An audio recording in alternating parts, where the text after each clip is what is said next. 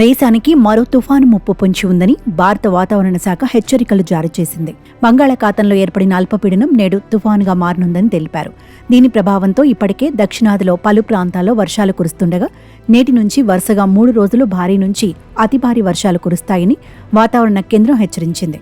మరో cyclonic Fengal తుఫాను ఉత్తర వాయువ్య దిశగా కదులుతూ తమిళనాడు, శ్రీలంక తీరాల వైపు పయనిస్తుందని తెలిపింది. ఈ క్రమంలోనే తమిళనాడులో కుండపోత వర్షాలు కురుస్తాయని పేర్కొంది. తుఫాన్ ప్రభావంతో కోస్తా రాష్ట్రాల్లో భారీ వర్షాలతో పాటు ఈదురుగాలులు కూడా బీభత్సం సృష్టిస్తాయని వెల్లడించింది. తుఫాను నేపథ్యంలో పాఠశాలలు, కళాశాలను మూసివేయాలని తమిళనాడు రాష్ట్ర ప్రభుత్వం ఆదేశించింది. ఎన్డీఆర్ఎఫ్ బృందాలను రంగంలోకి దించింది.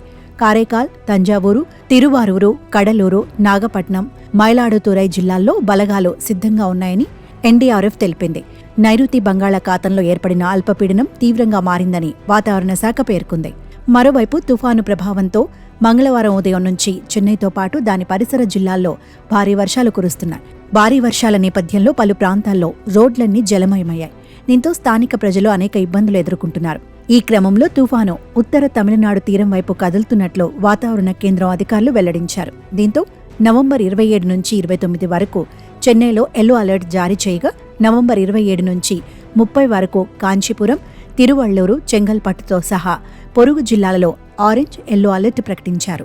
ఈ వాతావరణాన్ని దృష్టిలో ఉంచుకుని చెన్నై, నాగపట్నం, మైలాదుత్తురై, తిరువారూరుతో సహా 9 జిల్లాల్లో పాఠశాలలు, కళాశాలను మూసివేస్తున్నట్లు అధికారులు ప్రకటించారు. ఇక తమిళనాడు, పుదుచ్చేరి, కారైకాల్లోని పలు ప్రాంతాల్లో నవంబర్ 27న ఉరుములతో కూడిన భారీ వర్షాలు కురుస్తాయని ఐఎండీ తెలిపింది.